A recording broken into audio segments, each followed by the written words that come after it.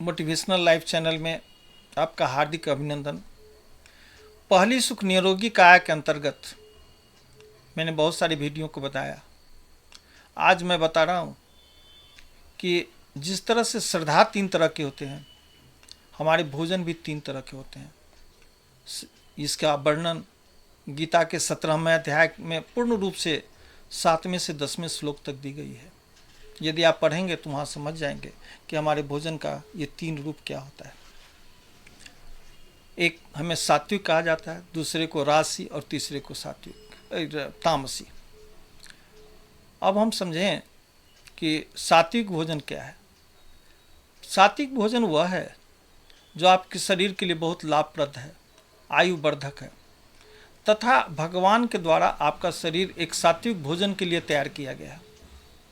जैसे जिस चीज़ को आप कच्चे खा सकते हैं, सेब है, केला है, आदि आदि फल हैं, आम है, इसके लिए आपको किसी को पकाने की ज़रूरत नहीं है, ना ही उसमें मसाला डालने की ज़रूरत है।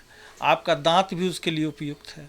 तो सात्विक भोजन आयुवर्धक होता है, ज्ञानवर्धक होता है और आपके मन को, चंचलता को भी, मान को भी सात्विक रखता है, शांत रखता है। हमारे बहुत सारे ऋषि मुनि फल कंदमूल खा के सैकड़ों वर्ष तक जिंदा रहे। तो सात्विक भोजन उपयुक्त है। अब दूसरा आता है राजसी। राजसी भोजन जिस तरह नाम से ही है, उसमें बहुत सारे तेल, घी, मसाले का उपयोग किया जाता है, तला भुना खाया जाता है, जो हमारे शरीर में फैट का ज़्यादा डिपोजिशन होता है।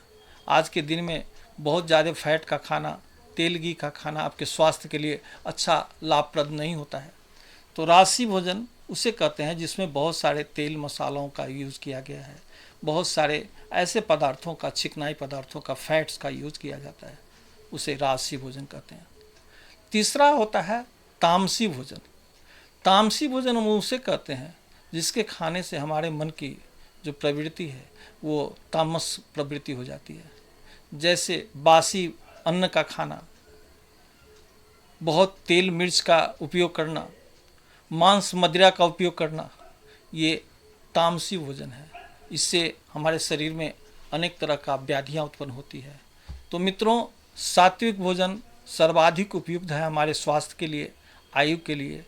और उसके बाद भी यदि आप कि जैसा खाओ अन्न वैसा होए मन, इस पर मैंने एक वीडियो भी बनाई है। आपने सुना होगा भीष्म पितामह का नाम। जब सरसज्जा पर पड़े थे तो द्रौपदी जाती है, पूछती है पितामह उस समय कहाँ थे जिस समय मेरा चीरहरण हो रहा था। रोते हुए भीष्म पितामह ने जवाब दिया कि पुत्री, उस समय मैं दुर्योधन का अन्न खा रहा था, इसलिए मेरी मति भ्रष्ट हो गई थी। हमारे शास्त्रों में यहाँ तक वर्णन है कि आप किस तरह का अन्न खाते हैं, आपके मन पर वैसा प्रभाव पड़ता है। जैसा खाओ अन्न वैसा हुए मन। धन्यवाद।